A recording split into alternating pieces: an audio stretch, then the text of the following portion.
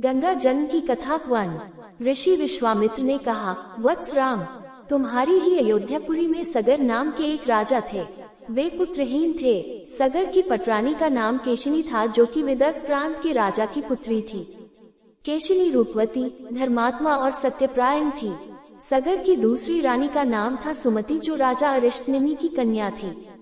महाराज सगर अपनी दोनों रानियों को लेकर हिमालय के भृगुप्रस्रवण नामक प्रांत में गए और पुत्र प्राप्ति के लिए तपस्या करने लगे।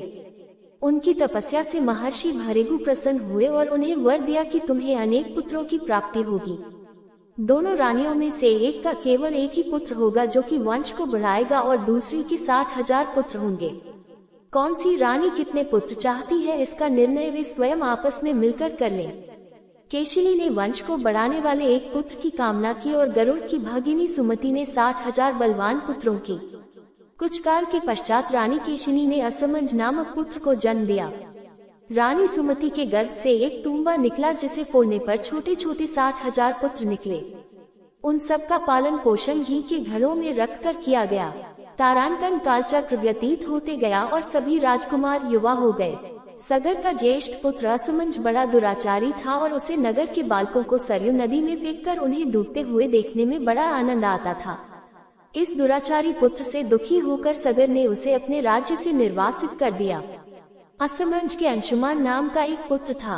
अंशुमान अत्यंत सदाचारी और पराक्रमी था। एक दिन राजा सगर के मन में अश्वमेध यज्ञ करवाने का विचार आया। शीघ्र ही उन्होंने अपने इस विचार को कार्यरूप में परिणत कर दिया। राम ने ऋषि विश्वामित्र से कहा, गुरुदेव, मेरी रुचि अपने पूर्वज सगर की यज्ञ गाथा को विस्तार पूर्वक सुनने में है। अतः कृपा करके इस वृतांत को पूरा सुनाइए। राम के इस प्रकार से जिज्ञासा व्यक्त करने पर ऋषि विश्वामित्र प्रसन्न होकर कहने लगे, राजा सगर ने हिमालय एवं विंध्याचल के बीच की हरितिमायुक्त भूमि पर एक विशाल यज्ञ मंडप का निर्माण करवाया। फिर अश्वमेध यज्ञ के लिए श्यामकर्ण घोड़ा छोड़कर उसकी रक्षा के लिए पराक्रमी अंशुमान को सेना के साथ उसके पीछे पीछे भेज दिया।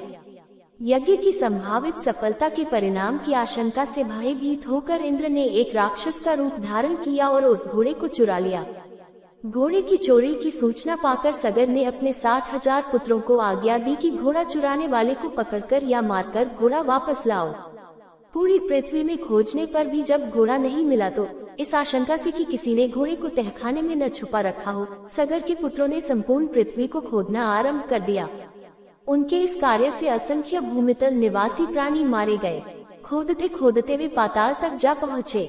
उनके इस नृशंस कृत्य के विषय में देवताओं ने ब्रह्मा जी को बताया तो ब्रह्मा जी ने कहा कि ये राजकुमार क्रोध एवं मद में अंधे होकर ऐसा कर रहे हैं। पृथ्वी की रक्षा कर दायित्व कपिल ऋषि पर है, इसलिए वे इस विषय में अवश्य ही कुछ न कुछ करेंगे। पूरी पृथ्वी को खोदने के बाद भी जब घोड़ा और उसको चुराने वाला चोर नहीं मिला तो निराश होकर राजकुमारों ने इसकी सूचना अपने पिता को दी। क्रुद्ध सगर ने आदेश दिया कि घोड़े को पाताल में जाकर ढूंढो। पाताल में घोड़े को खोजते खोजते वे सनातन वसुदेव कपिल के आश्रम में पहुंच गए। उन्होंने देखा कपिल देव तपस्या में लीन है और उन्हीं के पास यज्ञ का वह घोड़ा बंधा हुआ है। उन्होंने कपिल मुनि को घोड़े का चोर समझकर उनके लिए अनेक दुर्वचन कहे और उन्हें मारने के लिए दौड़े। सगर के इन कुकृत्यों से कपिल मुनि की समाधि भंग हो गई। उन्होंने क्रुद्ध होकर सगर के उन सब पुत्रों को भस्म कर दिया।